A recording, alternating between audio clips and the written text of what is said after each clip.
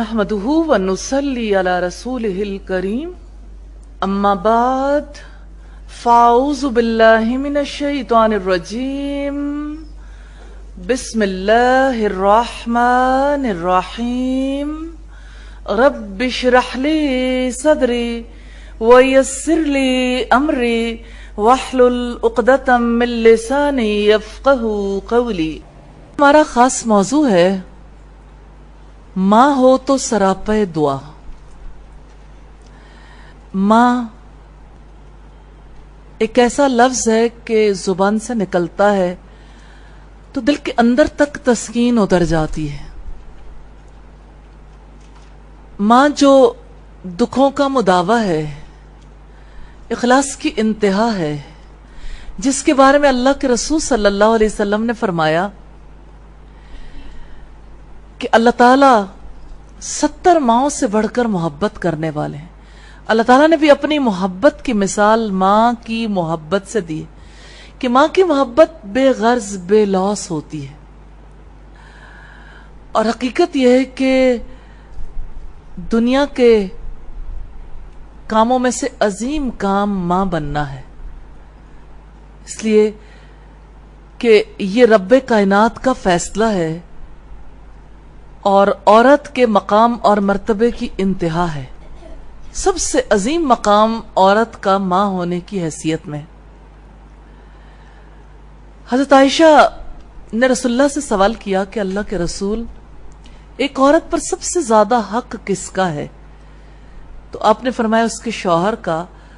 تو انہوں نے پوچھا کہ ایک مرد پر سب سے زیادہ حق کس کا ہے؟ تو آپ صلی اللہ علیہ وسلم نے فرمایا اس کی ماں کا۔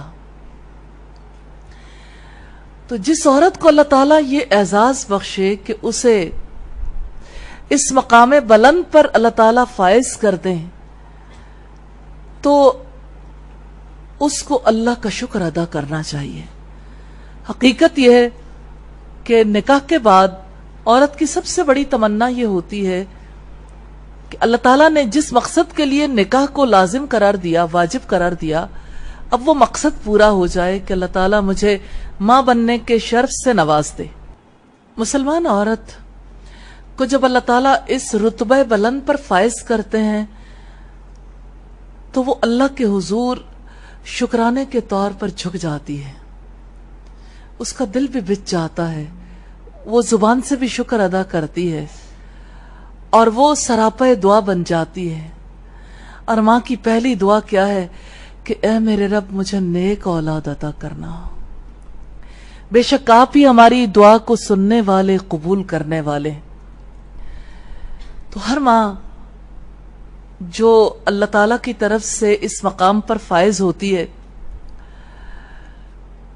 اس کو یہ یقین ہوتا ہے، ہر مسلمان ماں کو یہ یقین ہوتا ہے کہ جس رب نے مجھ پر یہ ذمہ داری ڈالی ہے وہ مجھے ایک ایک تکلیف کے اٹھانے کا اجر عطا کرے گا۔ اس لیے ماں کی پہلی ذمہ داری یہ ہے کہ جب اسے بچے کی پیدائش کا یقین آ جائے، اسے یہ یقین ہو کہ اللہ نے مجھے اس رتبے پر فائز کر دیا، تو اسے اپنی ایک ایک تکلیف کے لیے تیار بھی ہونا چاہیے، اپنے رب سے اجر پانے کی امید رکھنی چاہیے، اور اپنے اس فریضے کے ساتھ جو اس بچے سے وابستہ ہے، جو اللہ تعالیٰ نے اس کے پاس امانت کے طور پر رکھا ہے، اس سے بہت زیادہ محبت بھی ہونی چاہیے اور اس کے دیدار کا شوق بھی ہونا چاہیے، کیونکہ کئی چیزیں ہیں جو یہ تکلیفیں برداشت کرنے کے لیے عورت کی معاون اور مددگار ہوتی ہیں۔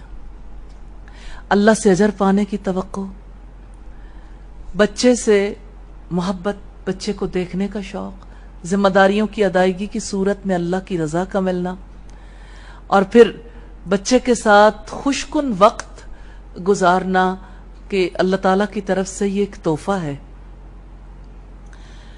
تو ہر ماں جو اس اجر کا امید رکھتی ہے وہ تکالیف پر صبر کرتی ہے۔ تو ماں نے سب سے پہلا کام دعا کرنا ہے، تو ماں نے دعا کرنی ہے، اور ماں نے صبر کرنا ہے، اور ماں نے شوق رکھنا ہے اپنے بچے کے لیے اور اس وقت سے تیاری شروع کر دینی ہے، سیکھنا شروع کر دینا ہے کہ اس بچے کی پرورش اور تربیت کیسے کرنی ہے۔ اس امت کے لیے رسول اللہ صلی اللہ علیہ وسلم کی بات بہت بڑی ہے۔ اب صلی اللہ علیہ وسلم نے بہت زیادہ محبت کرنے والی اور کثرت سے بچے جننے والی عورتوں کو افضل قرار دیا ہے۔ تو ہر وہ ماں جس کو اللہ تعالیٰ یہ فریضہ سپرد کر دے، جس اس دولت سے نواز دے، اس کو یہ ارادہ کرنا چاہیے کہ اپنے بچے کی اچھی تربیت کرنی ہے، اس کو اللہ تعالیٰ کی محبت سکھانی ہے، اچھا عقیدہ سکھانا ہے، بہترین انسان، بہترین مسلمان بنانا ہے، اچھا اخلاق سکھانا ہے، اچھے آداب سکھانے، بھلائیوں سے مزین کرنا ہے اور اسے رب کے حضور پیش کرنا ہے کہ وہ اسے اپنے لیے قبول کر لیں۔ سچی بات یہ ہے کہ یہ بچہ امانت بھی ہے اور دولت بھی ہے۔ امانت اس اعتبار سے ہے کہ اس کا حق ادا کرنا ہے، اس کی تربیت کرنی ہے، اس کو ایک اچھا انسان بنا کر اٹھانا ہے، اللہ کا فرما بردار اور وفادار بنانا ہے۔ اور دوسری طرف یہ بچہ جو ہے یہ عورت کے لیے دولت اس اعتبار سے ہے، اگرچہ ماں کے لیے، باپ کے لیے بھی یہ دولت ہے، لیکن ابتدائی طور پر چونکہ ماں اس مرحلے سے گزرتی ہے، اس وجہ سے ماں کو اس بارے میں زیادہ توجہ کرنی چاہیے کہ یہ بچہ میرے لیے دولت ہے، دنیا کی بھی اور آخرت کی بھی، کہ یہ میرے لیے صدقہ جاریہ بنے گا۔ تو بات یہ کہ ماں ہے جو اپنی اولاد کے ذہن کا ایک خاص رخ متعین کرتی ہے، ان کی شخصیت کی تعمیر میں ماہرین نفسیات کہتے ہیں پہلے 18 مہینے سب سے زیادہ اہم ہوتے ہیں، اور پہلے 18 ماہ پیورلی زیادہ وقت ماں کے ساتھ گزرتا ہے۔ بچہ ماں کے علاوہ ارد گرد باقی لوگوں کے ساتھ زیادہ تعلق بنانا پسند نہیں کرتا، وہ ارد گرد باپ سے بھی تعلق بناتا ہے، ارد گرد کے لوگوں کے ساتھ تھوڑا سا انجوائے بھی کرتا ہے، لیکن اس کا محور و مرکز اس کی ماں ہوتی ہے۔ اس وجہ سے بچے کی شخصیت پر سب سے گہری چھاپ ماں کی وجہ سے لگتی ہے۔ تو وہ صالحہ عورت جو اپنے واجبات ادا کرتی ہے، اسلامی آداب کا خیال رکھتی ہے، اپنے شوہر کی اطاعت کرتی ہے، وہ اپنے باقی فرائض تو پورے کر لیتی ہے بحیثیت بیٹی کے، بحیثیت بیوی کے، اب اسے ماں ہونے کی حیثیت سے اپنے فرائض ادا کرنے، اور اس کے لیے یہ بات ذہن میں رکھنی ہے کہ اللہ نے مجھے یہ بچہ عطا کیا، اس کا حمل میرے لیے سب سے بڑی نعمت ہے۔ زندگی بھر لوگ تمنائیں کرتے ہیں اور تمنا تو رب کے چاہنے سے ہی پوری ہوتی ہے، اور حقیقت یہ ہے کہ انسان ان لوگوں کے حالات پر غور کرے جن کو یہ نعمت نصیب نہیں ہوتی، تب اس دولت کا احساس ہوتا ہے۔ یہ بہت بڑی دولت ہے جو اللہ تعالیٰ کی طرف سے عطا کی جاتی ہے۔ اس لیے ہر مسلمان عورت کو یہ چاہیے کہ اس موقع پر خوب اللہ کا شکر ادا کرے۔ شکر ادا کرنے کے لیے زبان بھی، دل بھی، اعضاء بھی الحمدللہ کہنا اور اللہم لک الحمد ولک الشکر، اللہ ہم تیرے لیے، شکر تیرے لیے اس نعمت پر کہ تو نے مجھے اس اعزاز سے نوازا۔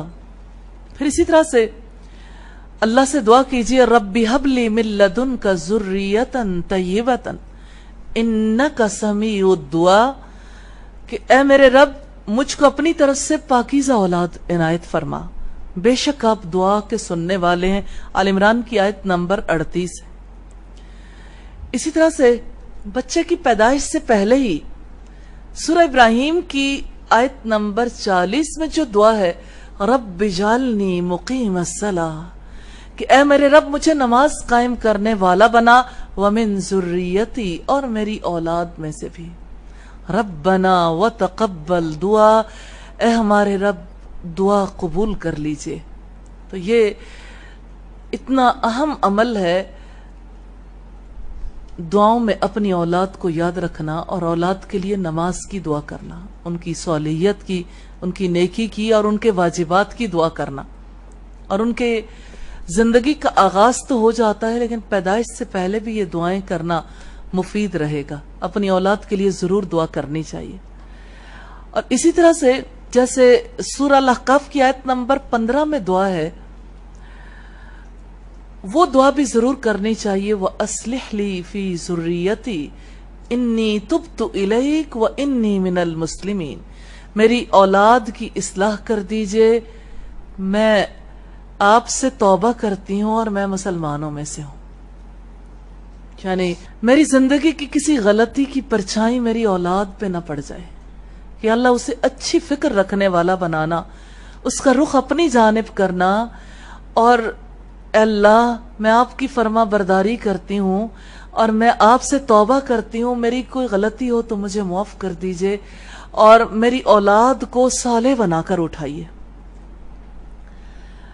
پھر اب دیکھیے کہ جیسے حضرت مریم کی والدہ نے پیدائش سے پہلے اپنے بچے کے لیے یہ دعا کی تھی کہ یا اللہ یہ تیرے لیے آزاد ہوگا. اس سے یہ پتہ لگتا ہے کہ ماں باپ اپنے بچے کو اپنا غلام بنا لیتے ہیں، انہیں رب کا ہونے نہیں دیتے. تو بس یہ بات ذہن میں رکھیے اور اللہ سے دعائیں کیجئے کہ یا اللہ اس بچے کو اپنے لیے قبول کرنا، یا اللہ تو اس سے راضی ہو جانا، یا اللہ اسے ایسی زندگی بسر کرنے کی توفیق عطا کرنا کہ آپ اس سے راضی ہو جائیں. اسی طرح سے جیسے زبان سے شکر ادا کرنا ہے، دل کے شکر ادا کرنے کا معاملہ ہے. دلی طور پر شکر گزار وہ ہوتا ہے جو اللہ کے احسان کو محسوس کرتا ہے. احسان شناسی شکر گزاری تک لے جاتی.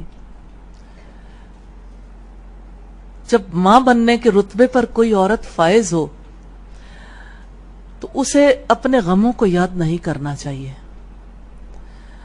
اسے تلخیاں یاد نہیں کرنی چاہیے، بلکہ اللہ کے انعامات پر غور کرنا چاہیے، اللہ کے احسانات کو یاد کرنا چاہیے، اس پر اللہ کا شکر ادا کرنا چاہیے، اللہ سے امید باندھنی چاہیے، اللہ تعالیٰ سے محبت کرنی چاہیے. اور یہ کہ جیسے اللہ نے مجھے زندگی عطا کی، یا اللہ اب جو نئی زندگی کی بنا پڑی ہے، یا اللہ اس زندگی کو جنت کے لیے مختص کر دینا، کہ اللہ اس بچے کو جنتی بنانا اور اس کو جنت جانے کے کام کرنے کی توفیق عطا فرمانا. اور زیادہ توجہ اس بات کی طرف رہنی چاہیے کہ آنے والے بچے کے حوالے سے جو ذمہ داریاں مجھ پر عائد ہوتی ہیں، میں نے ان ذمہ داریوں کو کیسے پورا کرنا. اسی طرح اپنی عام روٹین کو تبدیل کرنا چاہیے کہ عام روٹین میں جہاں جہاں کوئی خطا، کوئی غلطی ہے، اللہ تعالیٰ کی اس نعمت کو پا کر ان غلطیوں کو دور کرنے کی زیادہ اچھے طریقے سے کوشش کرنی چاہیے. اگر تعلقات میں خرابی ہے تو اس کے لیے دوسرے لوگوں سے ایکسکیوز بھی کرنا چاہیے، معافی بھی طلب کرنی چاہیے اور اپنے تعلقات کو بہتر بنانے کی کوشش بھی کرنی چاہیے. اسی طرح سے شوہر سے تعلق پہلے سے بہتر بنانا چاہیے. اور ایک خاص چیز جس سے عورت کو بچ کے رہنا ہے، بال کی کھال اتارنے سے گریز کرنا چاہیے، بحث نہیں کرنی چاہیے. خاموشی زیادہ بہتر ہے. گفتگو کا اثر بھی بچے پہ پڑے گا، سوچ کا اثر بھی بچے پہ پڑے گا، اعمال کا اثر بھی بچے پہ پڑے گا. اس لیے اپنے اعمال کی فکر کرنی چاہیے. ریلی یہ ماں کے لیے بھی بڑی اچھی ٹریننگ ہے کہ اتنا عرصہ وہ بچے کا انتظار کرتی ہے، اس کی اپنی تربیت بھی بہت اچھی ہو سکتی ہے اور اس کے بچے کی تربیت بھی. یقین رکھیے کہ ماں کی حمل کے دوران جو کیفیت ہوتی ہے وہ کیفیت بچے پر اثر انداز ہوتی ہے، کیونکہ ارد گرد کا ماحول اس پر اثر انداز ہوتا ہے. میڈیکلی یہ بات ثابت شدہ ہے. بچہ ارد گرد کے ماحول کے شور سے بھی متاثر ہوتا ہے، اور گائنیکولوجسٹ باقاعدہ طور پر جب پیٹ کے بچے کے بارے میں خاص طور پر اس کی ساؤنڈز، اس کے ہارٹ بیٹ وغیرہ کو دیکھنا چاہتی ہیں تو سم ٹائمز ماؤں کو بھی سنوا دیتی ہیں کہ بچے نے دیکھو آواز سے کیسے اثر قبول کیا، ارد گرد کا ماحول کیسے اثر انداز ہو رہا ہے. یہ چیزیں یقین کو بڑھاتی ہیں کہ واقعتاً جیسے ارد گرد کی کوئی آواز، بے مقصد قسم کی آواز، اچانک کوئی شور ہو گیا، وہ بچے پہ اثر انداز ہو رہا ہے تو جو سمجھ آنے والی چیز ہے وہ کیسے اثر انداز نہیں ہوگی؟ وہ بھی اثر انداز ہوگی. اس لیے اپنے دل کو اللہ کی نعمتوں کی طرف مائل کرنا چاہیے اور اللہ کے احسان کا شکر بھی ادا کرنا چاہیے اور اس سے محبت کرنی چاہیے. اور ایک سوچ ذہن میں رکھنی چاہیے کہ جب اللہ نعمتوں سے نوازتا ہے تو اس کا حق ہے کہ ہم اس کی عبادت کریں، ہم اس کے آگے جھکیں، اس کا ذکر کریں، اور اسی طرح سے جو خامیاں ہیں ان کو دور کرتے جانا چاہیے، اور جو اللہ کے احسانات ہیں اس پر اس کا شکر ادا کرنا چاہیے. جب تک بچہ ماں کے پیٹ میں ہے اسے زیادہ کانشیس رہنے کی ضرورت ہے، کیونکہ وہ ایک نہیں 2 زندگیوں کی امانت اپنے پاس رکھتی ہے، اپنی زندگی بھی اور اپنے بچے کی زندگی بھی. اور تھوڑی سی کوشش سے بچہ دیندار بن سکتا ہے اور تھوڑی سی غفلت سے بچہ بے دین ہو سکتا ہے. اس وجہ سے غفلت نہیں برتنی چاہیے اپنے کسی سوچ میں، اپنے کسی طرز عمل میں. آپ بس یوں سادہ سی بات ہے، یہ بات ذہن میں رکھیے کہ شادی سے پہلے کی زندگی جیسے شادی کے بعد کی زندگی سے مختلف ہوتی ہے، اسی طرح سے حمل سے پہلے کی زندگی اور حمل کے بعد کی زندگی مختلف ہوتی ہے. تو یہ طے کر لینا چاہیے کہ یہ زندگی کا پیریڈ میرا ویسا نہیں ہوگا جیسا اس سے پہلے تھا، اس سے بہتر ہوگا. اور نبی صلی اللہ علیہ وسلم کا فرمان ہے، ہلاک ہو گیا وہ جس کا آج اس کے گزشتہ کل سے بہتر نہیں. تو اس دوران اپنی زندگی کو بہتر بنانے کی کوشش کرنی چاہیے اور ایک ایک چیز کے بارے میں کانشیس رہنا چاہیے. کھانے کے بارے میں بے احتیاطی نہیں کرنی چاہیے، وہ چبا کر کھانا چاہیے. اسی طرح یعنی اگر وہاں غور و فکر کرنا ہے تو اسی طرح گفتگو میں اور باتیں سننے میں بھی غور و فکر کرنا چاہیے. اور جیسے آپ اپنے کھانے میں تازہ غذا کا انتخاب کریں گے، اسی طرح سے دل کو تر و تازہ کرنے والی تعلیمات سے بھی استفادہ کریں گے. اللہ کے کلام سے، اللہ کے ذکر سے اور اللہ کی یاد سے اور اللہ کے احسانات پر غور و فکر کرنے سے دل کو تر و تازگی نصیب ہوتی ہے. تو اس دوران اگر کسی ماں کو دعائیں نہیں آتی تو جو دعائیں مختلف مواقع پر پڑھنے والی ہیں ان کو سیکھنا چاہیے اور ان کو پڑھنا چاہیے. اب زیادہ رسپانسبلٹی عائد ہو رہی ہے کہ پہلے تو اپنی ذات کی ذمہ داری تھی، اب بچے کی ذمہ داری، اب اس کو بھی سکھانا ہے. اتنے عرصے میں عادت ہو جائے گی تو بچے کو سکھانا بھی آسان ہو جائے گا. اسی طرح سے جیسے حاملہ عورت کے لیے دودھ بہت ہی اچھی غذا ہے، دودھ جسم کے لیے اچھی غذا ہے. دودھ کی تعبیر جب نبی صلی اللہ علیہ وسلم دیتے تھے تو دین کی تعبیر ہوتی تھی. اسی طرح سے روحانی طور پر دین کے ساتھ زیادہ وابستگی والے کام کرنے چاہیے اور یعنی زیادہ اچھا علم حاصل کرنے کے لیے اور زیادہ اسٹڈی کرنے میں بھی وقت گزارنا چاہیے اور تلاوت قرآن میں وقت گزارنا چاہیے. اسی طرح سے اس عرصے کے دوران سب سے زیادہ چیز خوش رہنا ہے اور دل کی خوشی اور اطمینان کا تعلق اللہ کے ذکر سے، اس لیے اللہ تعالیٰ کا ذکر زیادہ کرنا ضروری ہے. اور پھر یہ کہ امید باندھنے والا تو خوش ہوتا ہے اور امید نہ باندھنے والا مایوس ہو جاتا ہے. اسی وجہ سے اللہ تعالیٰ نے یہ فرمایا، قُلْ يَا عِبَادِيَ الَّذِينَ أَسْرَفُوا عَلَىٰ أَنفُسِهِمْ لَا تَقْنَطُوا مِن رَحْمَةِ اللَّهِ، کہہ دو کہ اے میرے بندو جنہوں نے اپنی جانوں پر ظلم کیا ہے، اللہ کی رحمت سے مایوس نہ ہو جاؤ. تو مایوسی کفر ہے اور غم والی باتوں کو یاد نہیں کرنا چاہیے، خوشی میں زیادہ وقت گزارنا چاہیے اور یہ بات جو ہے بچے پر بھی اثر انداز ہوگی. بات یہ کہ ایک خاتون تھی جن کا بچہ بہت روتا تھا، تو ڈاکٹر صاحب نے پوچھا کہ آپ کا بچہ روتا کیوں ہے؟ تو اس نے جواب دیا کہ جب یہ بچہ میرے پیٹ میں تھا تو اس کے باپ نے مجھے بہت رلایا تھا، تو میں بہت روتی تھی اور اس کا اثر بچے پر بھی پڑا ہے. تو یہ سادہ سی بات نہیں ہے. اصلاً غم کی کیفیت میں رہنا، بات بے بات آنسو بہانا آئندہ آنے والے بچے کو بھی ایسے طرز عمل پہ لے آئے گا اور بچے کو سنبھالنا بہت ٹف ہو جاتا ہے. اسی وجہ سے عربوں کے یہاں جب عورتیں حاملہ ہوتی تھی تو ان کو بے حد خوش رکھنے کی کوشش کی جاتی تھی تاکہ بچہ بے حد نڈر ہو، بہادر ہو، جری ہو اور دشمنوں کی آنکھوں میں آنکھیں ڈال کر بات کر سکے۔ اسی وجہ سے اگر آپ دیکھیں تو پرانے ادوار میں عورت کے کمرے میں بادشاہوں کی، بہت دانا لوگوں کی، علماء کی تصویریں رکھا کرتے تھے تاکہ عورت کے ذہن پر ان کا تصور غالب ہو۔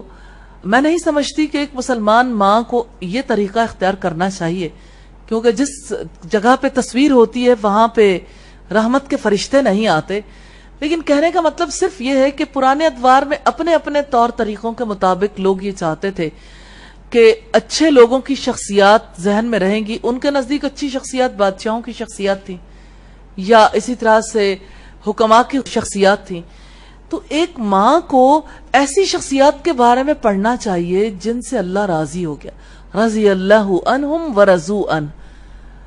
تو مردوں اور عورتوں کی ایسی شخصیات کے بارے میں پڑھنا چاہیے کیونکہ اس کا اثر ماں پر بھی ہوگا اور آنے والے بچے پر بھی ہوگا۔ کتنے ہی لوگ ہیں اپنے گھروں میں جو بچی یا جو خاتون پریگننٹ ہوتی ہے اس کے کمرے میں کافر بچوں کی تصویریں لگا دیتے ہیں تاکہ بچے خوبصورت پیدا ہوں۔ اس تصویر کے اندر کچھ بھی نہیں ہے جس کا اثر بچے کے اوپر مرتب ہوگا۔ جو چیز اثر انداز ہونے والی ہے وہ ماں کی سوچ ہے۔ تو ماں کیا سوچتی ہے اور کن فیلنگز کے ساتھ وقت گزارتی ہے یہ چیز اثر انداز ہوتی ہے۔ تو ماں کو سیرت پڑھنی چاہیے انبیاء کی، ماں کو اللہ کا کلام پڑھنا چاہیے، ماں کو مثالی شخصیات کو پڑھنا چاہیے۔ ایسی خواتین یا ایسے مرد جنہوں نے زمانے میں بڑا نام پیدا کیا اپنی نیکی اور اپنی صالحیت کی وجہ سے اور اللہ کے یہاں مقبول ٹھہرے، تو ایسے افراد کی زندگیوں کو پڑھنا چاہیے تاکہ بچے کے اوپر اس کے اچھے اثرات مرتب ہوں ماں کے سوچنے کی وجہ سے۔ پھر اسی طرح سے بعض خواتین ایسی ہوتی جن سے غم غلط نہیں ہوتا، غم دور نہیں ہوتا، اور جب نئی نئی ماں بنتی ہے اس وقت پہ بعض خواتین ایسی ہوتی ہیں کہ ان کے آنسو گویا ان کے ہاتھ پہ دھرے ہوئے، ہر وقت آنسو بہاتی، بات پہ بات روتی ہیں۔ طبیعت کی نرمی سے کام لینا چاہیے، ایسے میں ایسی چیزیں پڑھنی چاہیے جس کا جذبات و احساسات پر زیادہ اچھا اثر ہو۔ اس لیے اگر بہت زیادہ دل غمگین رہتا ہے تو اللہ کی نعمتوں کو سوچنا چاہیے، نعمتوں کو سوچنے کی وجہ سے غم غلط ہوتا۔ اور پھر یہ دیکھیے کہ سوچنے کے کتنے انداز ہیں کہ اللہ نے مجھے اتنی بڑی نعمت عطا کی، آنکھوں کی نعمت، کہ اگر مجھے کوئی کروڑوں روپیہ بھی دے دے تو میں اپنی آنکھیں کبھی نہ دوں۔ انسان اپنی آنکھوں کا سودا نہیں کر سکتا الا یہ کہ اللہ تعالیٰ مسلط کر دے انسان پر۔ بہرحال آپ اپنے جسم کا کوئی حصہ دیکھیے، اگر کوئی ناک کاٹ کر آپ کی ناک کی جگہ آپ کو 1 کروڑ روپیہ دینا چاہے تو کیا ناک دینا پسند کرے گا کوئی؟ ایک غریب سے غریب عورت بھی اپنی ناک دینا پسند نہیں کرے گی۔ اسی طرح کانوں کو دیکھیے، اسی طرح ہاتھوں کو دیکھیے، اسی طرح ٹانگوں کو دیکھیے کہ زندگی کی بڑی سے بڑی دولت مل جائے انسان یہ پسند نہیں کرتا کہ انسان کے اعضاء کم ہو جائیں۔ تو اعضاء کتنی بڑی دولت ہے، اللہ تعالیٰ کی طرف سے کتنی بڑی رحمت ہے۔ اس وجہ سے ہمیشہ اللہ کی نعمتوں کی طرف توجہ رکھنی چاہیے۔ اور میں اس سلسلے میں آپ کے سامنے ایک ایسی شخصیت کی بات رکھنا چاہتی ہوں جن کی زندگی ہمارے لیے مثال ہے۔ کسی صالح شخص کے پیٹ میں بہت تکلیف ہوئی، کوئی شخص ان کی عیادت کو گیا اور کہا کہ آپ کی طبیعت کیسی ہے؟ تو انہوں نے کہا الحمدللہ، سر بھی ٹھیک ہے، پاؤں بھی ٹھیک ہے، ایک ایک حصے کو گنواتے گئے، سب ٹھیک ہے، بس پیٹ میں تھوڑا سا درد ہے، دعا کر دیں وہ بھی ٹھیک ہو جائے گا انشاءاللہ۔ لیکن آپ بات کرنے کا انداز دیکھیے کہ اللہ نے مجھے یہ نعمت بھی دے رکھی ہے، ابھی یہ بھی ٹھیک ہے، یہ بھی ٹھیک ہے، یہ بھی ٹھیک ہے۔ تو یہ پازیٹیو تھنکنگ ہے۔ ایسے سوچنے کی وجہ سے انسان کے لیے تکالیف ہلکی ہو جاتی، کیونکہ ماں نے بچے کی وجہ سے بہت سی تکالیف اٹھانی ہے، اس وجہ سے ان چیزوں پر مائنڈ سیٹنگ بہت ضروری۔ ایک خاتون نے کہا کہ میری جوتی ٹوٹ گئی اور مجھے بہت زیادہ تکلیف محسوس ہوئی کہ اچانک یہ جوتی کیوں ٹوٹ گئی۔ کہتی کہ میں اپنا جوتا لینے کے لیے نکلی تو میں نے دیکھا کہ ایک بچی ہے جس کے پاؤں نہیں ہیں، تو میں نے اللہ کا شکر ادا کیا کہ یا اللہ چلو جوتی ٹوٹ گئی، جوتا نہیں ہے، پاؤں تو ہیں۔ یہ پازیٹیو تھنکنگ ہے کہ انسان جو ہے جو مل گیا اس کو یاد رکھے اور جو نہیں ملا اس کو بار بار اپنے ذہن میں لانے کی کوشش نہ کرے، کیونکہ جو نہیں ملا اس کو یاد رکھنے سے انسان کے اندر ناشکرا پن آتا ہے۔ اسی طرح سے جب اللہ تعالیٰ اس نعمت عظمیٰ سے نوازے تو اس کے بعد عورت کو اپنے ارد گرد والوں سے اچھے تعلقات استوار کرنے، اور خاص طور پر شوہر سے، کیونکہ اب ان کے بیچ میں ایک بانڈ ہے، بچے کی وجہ سے ان کے درمیان کا تعلق اور زیادہ مضبوط ہو گیا۔ اس وجہ سے اس بچے کے لیے مل کے بھی دعائیں کرنی چاہیے اور اس کی صالحیت کے لیے دعا کرنی چاہیے، تاکہ ماں کے ساتھ ساتھ باپ کی دعائیں بھی شامل ہو جائیں۔ اسی طرح سے اس دوران جس چیز کو سب سے زیادہ سوچنے کا فائدہ ہوتا ہے، جنت کو سوچیں اور جنت کے بارے میں پڑھیں۔ جتنا آپ پڑھیں گی اتنا ہی جنت کا تصور بندھے گا، اور جنت کا تصور بندھے گا تو اپنے بچے کو جنت میں دیکھنا چاہیں گی۔ پھر اس بچے کو جنتی بنانے کے لیے آپ تیاری کریں گے، پھر اس کے لیے آپ کچھ پڑھیں گی، کچھ سیکھیں گی، کچھ علم حاصل کریں گی، کچھ اس کے لیے اپنے تئیں تیاری کریں گی، تو انشاءاللہ تعالی بچے پر اللہ تعالیٰ کی رحمت ہوگی۔ تو یہ پریشانیوں کو دور کرنے کے لیے بہت اہم نسخہ ہے۔ اور جنت کو سوچنا ہے تو جنت کی نہروں کے بارے میں سوچئے، پھر اس کا تذکرہ بھی کریں۔ اور کتنی ہی باتیں ہیں جو شاید آپ کو پتہ بھی ہوں، لیکن تذکرہ کرنے سے دل خوش ہو جاتا ہے۔ مثال کے طور پر جنت میں دودھ کی نہریں ایسی ہوں گی جن کا دودھ کبھی خراب نہیں ہوگا۔ یہاں تو یہ ہے کہ صبح کا دودھ شام تک اگر محفوظ نہ رکھا جائے تو یہ دودھ خراب ہو جاتا ہے۔ تو پھر جنت کی نہروں کا دودھ کہاں سے آئے گا؟ وہ دودھ زمین سے نکلے گا۔ وہ دودھ اسی طرح سے نکلے گا جیسے پانی زمین سے نکلتا ہے۔ اسی طرح سے جنت میں شہد کی نہریں ہوں گی۔ تو دنیا میں آپ دیکھیے کہ جو شہد چھتے کا شہد اترتا ہے تو ساتھ میں مری ہوئی مکھیوں کی ٹانگیں بھی آ جاتی ہیں۔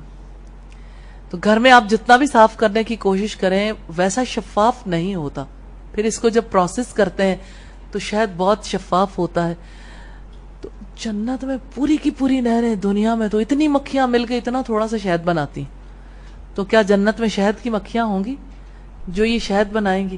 شہد کیسے بنے گا؟ شہد بھی زمین سے نکلے گا، شراب بھی زمین سے نکلے گی، پانی بھی زمین سے نکلے گا۔ اللہ تعالیٰ اپنی قدرت سے جیسے چاہیں گے پیدا کر دیں گے، اور ان میں سے کوئی چیز ایسی نہیں ہوگی جو خراب ہو۔ آپ جب جنت کے بارے میں بہت سوچیں گے تو آپ کو جنت کی باتوں میں مزہ آنے لگے گا، اور یہ بات جو ہے مسلسل یعنی ایسے اعمال کی طرف سوچ کو مبذول کر دے گی جن اعمال کی وجہ سے جنت میں جانا ممکن ہوگا۔ تو یہ ایک ضروری ٹپ ہے تاکہ غم بھی غلط ہو اور فوکس بھی کلیئر رہے کہ جانا کہاں ہے۔ ابھی تو وہ بچہ آیا نہیں ہے، لیکن اس اپنے بچے کو جنتوں میں دیکھیے، تصور کیجئے اس کی کلکاریاں، اس کا کھیلنا، اس کا اٹھنا بیٹھنا، اور اس کو اپنے ہاتھوں میں دیکھنے سے زیادہ اس جنت کا تصور کریں گی تو یہ چیز سب سے زیادہ فائدہ دے گی۔ اسی طرح اس دوران سب سے زیادہ ضروری چیز ہے اسمائلنگ فیس، مسکراہٹ، مسکراتا چہرہ، کیونکہ ایک عورت جب تکلیف میں ہوتی ہے، اب دیکھیے عام طور پر یہ ہوتا ہے کہ چکر آتے ہیں، وومٹنگ ہوتی ہے، تکلیف ہوتی ہے، پھر عورت کے لیے چلنا پھرنا مشکل ہو جاتا ہے۔ ایسے میں مسکراہٹ کہاں؟ ایسے میں تو یوں لگتا ہے چہرے پر مستقل جیسے موت کا منظر چھایا ہوا ہو۔ تو اب ظاہر ہے ایک طرف اللہ کی نعمت ہے اور دوسری طرف یہ کیفیت ہے، اور جیسی کیفیت عورت اپنے اوپر طاری کر لیتی ہے اسی اعتبار سے اس کی طبیعت اور زیادہ خراب ہوتی چلی جاتی ہے۔ جتنا وہ خوش رہتی ہے، جتنا وہ اچھی چیزوں کے بارے میں سوچتی، اتنی اس کی صحت بھی بہتر ہونا شروع ہو جاتی۔ اس وجہ سے مسکرائیے، کیونکہ مسکراہٹیں محبتوں کا دروازہ کھول دیتی ہیں، اور آپ کی اسمائل سے گھر والے اور آپ کے ارد گرد والے آپ کی طرف ملتفت ہوں گے۔ اور سچی بات یہ ہے کہ اس دوران یہ مسکراہٹ شوہر اور بیوی کے تعلق کو مضبوط کرنے کے لیے بھی بڑا اہم کردار ادا کرتی ہے۔ یہ مسکراہٹ شوہر کے دل میں بھی محبت پیدا کرے گی، پھر ان لاز کے دل میں بھی محبت پیدا کرے گی اور بچوں کے دل میں بھی. جیسے دیکھیں کسی بھی مسکراتے چہرے کو دیکھ کر انسان بہت اچھا